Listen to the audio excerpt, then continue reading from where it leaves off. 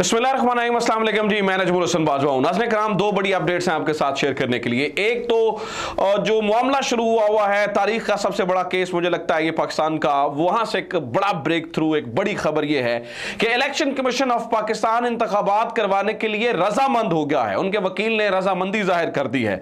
On what conditions, क्या हुआ है, किस तरह से रजामंदी जाहिर की है, किस तरह से अपने आप को जो है ना वो अपनी समझने की अदालत के अंदर सरेंडर कर दिया है, इसके ऊपर मैंने आपको बताना है। और जो अदालत के अंदर बड़ी मजेदार दिलचस्प समाअत हुई है उसके बारे में चीजें आपको बतानी है। दूसरी सबसे बड़ी खबर यह है नाज़रीन कराम, इमरान खान को एक बार फिर से इंगेज किया गया है। ताकतवरों की जानिब से एक अहम तरीन शख्स के जरिए इमरान खान को इंगेज किया गया है।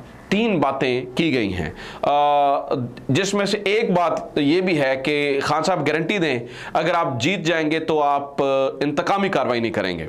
बाकी दो बातें क्या हैं, इमरान खान साहब ने क्या जवाब दिया, वहां से क्या जवाब आया है, वहां की एंगेजमेंट क्या चल रही है, कौन सी अहम शख्सियत पैगाम लेकर गई है, और ये इस पूरे माहौल के अंदर इमरान खान को अप्रोच करना इटसेल्फ एक बहुत बड़ी जो है ना वो स्टोरी है, एक बहुत बड़ा ब्रेक थ्रू है कि जो माहौल चल रहा है उस माहौल के अंदर जो है ना वो इमरान खान को एंगेज किया गया है। तो इसके ऊपर भी कुछ चीजें जो हैं वो आपके साथ शेयर करने के लिए हैं। सबसे पहले अदालत के अंदर जो कुछ हो रहा है उसके ऊपर बात कर लेते हैं। उसके बाद नाज़रीन कराम इमरान खान तक जो पैगाम पहुंचाया गया और जो शख्सियत पैगाम लेकर गई उसके ऊपर भी जो है ना वो बात कर लेते हैं। आज नाज़रीन कराम जो वक्फे तक की समाअत थी उसका तमाम अहवाल जो है ना मैं वो आपको बता चुका हूं। उसके बाद जो कुछ हुआ वो मोटी मोटी बातें मैं आप तक जो आपके सामने रख देता हूं। चीफ जस्टिस साहब ने एक बड़ी इंपॉर्टेंट बात की। उन्होंने कहा कि हमारा काम है कि सियासी माहौल जो है ना वो चलता रहे, सियासी निज़ाम चलता रहे, सियासी जमात सियासी निज़ाम को आगे लेकर जाए। एक का मसला नहीं है, मसला सिर्फ सियासी दर्जा हरारत का है। उन्होंने कहा जी आप गारंटी दें, आप लिख कर दें कि आप माहौल को ठंडा रखेंगे। इसके ऊपर पाकिस्तान तहरीक इंसाफ के वकील ने कहा जी हम इमरान खान से लिखवा कर देंगे कि हम माहौल को ठंडा रखेंगे, कोई ऐसा जो है ना वो मामला नहीं होगा। चेयरमैन पीटीआई की जानिब से तहरीरी यकीन दहानी करवाएंगे। अली जफर ने कहा, जो वकील हैं, उन्होंने कहा कि हुकूमत की पार्टी की बारी आएगी तो उनसे भी इस हवाले से बात करेंगे कि आप भी माहौल को ठंडा रखें। सियासी दर्जा हरारत कम होने तक इंतखाबात पुरअमन नहीं हो सकते हैं। किसी फरीक ने सियासी दर्जा हरारत कम करने की यकीन दहानी नहीं करवाई है। अच्छा, ये समाअत के बाद जो है ना वो बड़ा मामला तेजी से आगे बढ़ा है। जस्टिस जमाल मंदोखेल भी बोले हैं। जैसे जमाल मंदोखेल का इस मामले पे बोलना बड़ा ही इंपॉर्टेंट है। उन्होंने क्या कहा वो भी सुने। उन्होंने कहा, चीफ जस्टिस ने कहा कि जनाब जहां मसला ज्यादा हो इस जिले में इंतखाबात मौखर भी हो सकते हैं। इलेक्शन कमीशन ने कच्चे के ऑपरेशन की वजह से पूरे पंजाब में इलेक्शन क्यों मुलतवी करने की बात कर रहा है। केपीके में इलेक्शन की तारीख देकर वापस ले ली गई। 8 अक्टूबर की तारीख पहले से मुकर्रर की गई। 8 अक्टूबर को कौन सा जादू होगा जो सब ठीक हो जाएगा। 8 अक्टूबर की तारीख अबूरी जायजे के बाद दी गई। अबूरी जायजे का मतलब है कि इंतखाबात मजीद ताखीर का शिकार हो सकते हैं। अदालत को पक्की बात बताएं, चीफ जस्टिस ने जो है ना वो रिमार्क्स दिए। अच्छा, फिर जनाब वाला फिर क्या बात हुआ। वक्फे के बाद इलेक्शन कमीशन की सजील सवाती ने कहा, ये जो इलेक्शन कमीशन के वकील थे, उन्होंने कहा जनाब कि इलेक्शन कमीशन की 8 अक्टूबर की तारीख जो है वो आर्जी नहीं है, वो बिल्कुल आर्जी नहीं है। यानी कि उन्होंने यकीन दहानी करवाने की कोशिश की जी हम इस तारीख को जो है ना वो इलेक्शन करवाएंगे। अगर कुछ इलाकों में इंतखाबात कराएं तो एजेंसियों के मुताबिक वही दहशतगर्दी का फोकस होगा। इलेक्शन कमीशन के इंतखाबात कराने की जिम्मेदारी से कोई बुनियादी हकूक मुतासिर नहीं होते। जब अदालत ने कहा ना ये तो बुनियादी हकूक का मामला है, तो सजील सवाती ने कहा कोई बुनियादी हकूक जनाब इससे मुतासिर नहीं होते और ना इससे सारी चीजें। फिर जनाब वाला चीफ जस्टिस ने जवाबन कहा इलेक्शन कमीशन को सुप्रीम कोर्ट से रुजू करके कायल करना चाहिए था। आप आज ही अदालत को कायल कर लें। 8 अक्टूबर कोई जादुई तारीख है जो इस दिन सब ठीक हो जाएगा। 8 अक्टूबर की जगह 8 सितंबर या 8 अगस्त क्यों नहीं हो सकती है। पर्टिकुलरली 8 अक्टूबर ही क्यों, 8 सितंबर क्यों नहीं हो सकती, 8 अगस्त क्यों नहीं हो सकती। आप 8 अक्टूबर को ही क्यों लेकर जाना चाह रहे हैं। आप समझ रहे हैं बात नाज़रीन कराम। यहां पर एक बात ये भी चली थी कि वो शायद चीफ जस्टिस तब्दील हो रहे हैं, ये हो रहा है वो हो रहा है, ये भी बातें नाज़रीन कराम जो है ना वो की गई थी। अगली कहानी सुने। जस्टिस एजाजुल हसन यहां पर बोले। उन्होंने कहा जनाब गवर्नर और सदर को दी गई तारीख इलेक्शन कमीशन कैसे तब्दील कर सकता है। आइन में वाज़ेह है कि पोलिंग की तारीख कौन देगा। क्या इलेक्शन एक्ट सेक्शन 58 आइन से बालातर है। क्या इलेक्शन एक्ट सेक्शन 58 आप आइन से बालातर समझ रहे हैं। जस्टिस एजाजुल हसन ने कहा 6 माह का वक्त होने के बाद 8 अक्टूबर को पहला इतवार बनता है। क्या पोलिंग की तारीख इलेक्शन प्रोग्राम का हिस्सा होती है। जस्टिस जमाल मंदोखेल ने पूछा। अब जस्टिस जमाल मंदोखेल बोलना शुरू हुए। देखिए नाज़रीन करम, जस्टिस जमाल मंदोखेल का उनके बयानात, उनकी बातें ये बड़ी इंपॉर्टेंट है। उनके व्यूज़ बड़े इंपॉर्टेंट है, क्योंकि आज उनकी डिस्कशन आप समझें कि पूरी मीडिया की हेडलाइंस हैं, हर टीवी की हेडलाइंस हैं। जो आज जिस तरह जस्टिस जमाल मंदुखेल बोले या जिस तरह वहाँ से बात हुई, तो पोलिंग की तारीख इलेक्शन शेड्यूल का हिस्सा होती है जी, वकील इलेक्शन कमीशन ने कहा।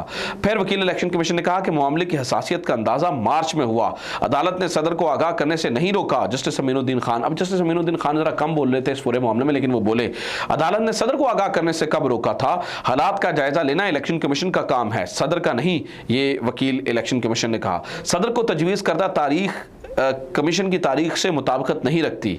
सदर को फरवरी में होने वाले इजलासों से क्यों नहीं आगाह किया गया? जब मालूम था कि 30 अप्रैल को इलेक्शन नहीं हो सकते तो तारीख तजवीज़ ही क्यों की गई?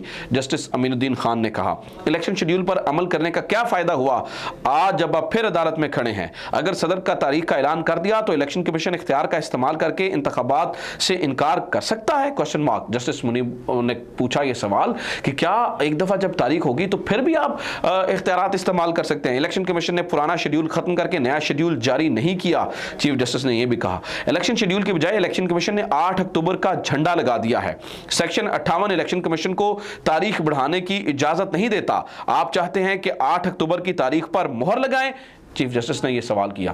फिर जस्टिस जमाल मंदुखेल नाज़रीन कराम दोबारा बोले, उन्होंने कहा जी इलेक्शन कमीशन ने सिर्फ अपने हुक्म का दिफा करना है, अदालती हुक्म की खिलाफ वर्जी हुई या नहीं ये दरखास्त गुजार ने साबित करना है। गवर्नर केपी ने अच्छा फिर ये बात हुई जनाब, गवर्नर ने 28 मई की तारीख दी थी। कामरान मुर्तज़ा ने कहा गवर्नर केपी ने 8 अक्टूबर की तारीख दी है। DG law election commission governor को खत मसूल हुआ है, हदायत के लिए वक्त दें।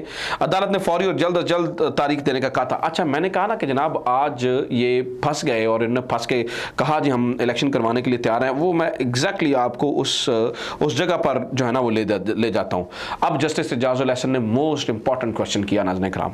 जस्टिस एजाजुल एहसन ने पूछा अगर पैसे और सिक्योरिटी मिल जाए तो 30 अप्रैल को इंतखाबात हो सकते हैं? जिसपे सजील सवाती ने कहा जी हुकूमती मुआवनत मिल जाए तो 30 अप्रैल को इंतखाबात करवा सकते हैं। अगर इंतजामी इदारे तावन नहीं करते तो अदालत को बताते। यानी कि इलेक्शन कमीशन ने मान गया कि 30 अप्रैल को इंतखाबात करवा सकते हैं। इलेक्शन कमीशन ये मान गया, आज अदालत के अंदर सरेंडर कर दिया उन्होंने कि हम 30 अप्रैल को यानी कि जो दी गई तारीख है उसके ऊपर जो है ना वो कर सकते हैं इलेक्शन। अगर हमें ये सारी चीज़ें मिल जाए तो हम इंतखाबात करवा सकते हैं। फिर सजील सवाती ने कहा अगर इलेक्शन कमीशन हालात से 10 साल मुतमिन ना हो तो क्या अदालत इलेक्शन कमीशन का इलेक्शन करवाने का कह सकती है? जस्टिस जमाल मंदुखेल ने कहा। तो सजील सवाती ने कहा जी इलेक्शन कमीशन हकीकत पसंदाना फैसला करेगा, इलेक्शन कमीशन रास्ता नहीं ढूंढ सकता, हम ढूंढ देंगे। चीफ जस्टिस ने कहा 2008 में हालात ऐसे थे, किसी ने इंतखाबात मुलतवी करने पर एतराज़ नहीं किया। मतलब तब ऐसे थे तो हमने मुलतवी करने पर एतराज़ नहीं किया। अगर आज आपको रास्ता नहीं मिल रहा तो हम आपको रास्ता ढूंढ कर देंगे। ये नाज़रीन कराम ये मामला था। उसके बाद जो है ना वो कल सुबह तक ये जो समात है वो मुलतवी हो गई और समात जो है वो अब कल सुनी जाएगी।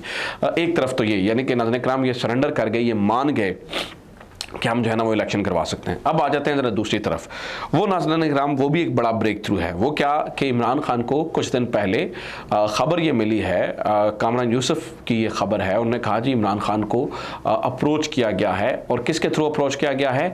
एक अहम तरीन शख्सियत, एक निजी बैंक के प्रेसिडेंट के थ्रू, एक निजी बैंक के प्रेसिडेंट के थ्रू इमरान खान को अप्रोच किया गया और इमरान खान को अप्रोच करके कुछ पैगाम दिए गए। उनमें से 3 चीज़ें इमरान खान के सामने रखी गई। सबसे पहली बात उन्होंने ये कही कि नाम ना लिए जाएं। ये 3 मुतालबे इमरान खान को जो है ना इमरान खान के सामने रखे गए। एक पहला मुतालबा या पहली जो चीज़ इमरान खान के सामने रखी गई वो ये थी कि आप नाम ना लीजिए, जितने भी यहाँ मुहद्देदार हैं या लोग हैं उनके नाम ना लीजिए। इमरान खान ने कहा ठीक है।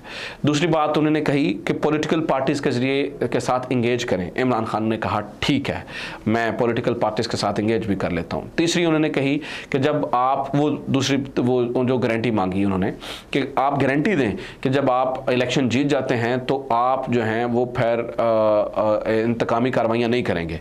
इसके ऊपर भी इमरान खान ने कहा जी ठीक है। इमरान खान ने जवाबी तौर पर एक एजेंडा सामने रखा, एक पॉइंट सामने रखा और वो ये था कि जल्द अज जल्द इंतखाबात करवाए जाए। अच्छा जब ये मामला आगे पहुंचा वहाँ से खबर ये है कि एक फिर भी ट्रस्ट डेफिसिट पैदा हुआ। वो ये समझने कि इमरान खान इतनी जल्दी कैसे इन 3 चीज़ों के ऊपर मान गए हैं। देखिए इमरान खान वो मतलब इसलिए वो थोड़ा सा वहाँ पर जो है ना वो ट्रस्ट डेफिसिट पैदा हो गया।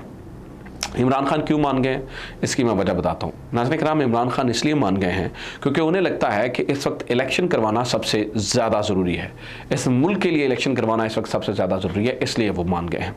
अब दूसरी तरफ ये लगता है कि अगर इमरान खान मान गए हैं तो ये ना हो सकता है हो जाए कि कल की तरह ये कल जो है ना वो कल को जब ये इलेक्शन जीत कर आए तो ये यू टर्न ले लें। अब मामला यहाँ पर स्टक है, इसलिए जो है ना वो चीज़ बन नहीं रही, ट्रस्ट डेफिसिट मौजूद है। अब देखते हैं कि ये ट्रस्ट डेफिसिट कब ख़त्म होता है। ट्रस्ट डेफिसिट के बाद जो है वो चीज़ें अगर ये ख़त्म होता है तो चीज़ें जो है ना वो बेहतरी की तरफ गामजन हो सकती हैं, बेहतरी की तरफ जो है वो जा सकती हैं और चीज़ें जो है ना वो ठीक हो सकती हैं। अब देखिए इस मामले में क्या होता है। अपना ख्याल रखिए। खुदा हाफ़िज़। पाकिस्तान जिंदाबाद।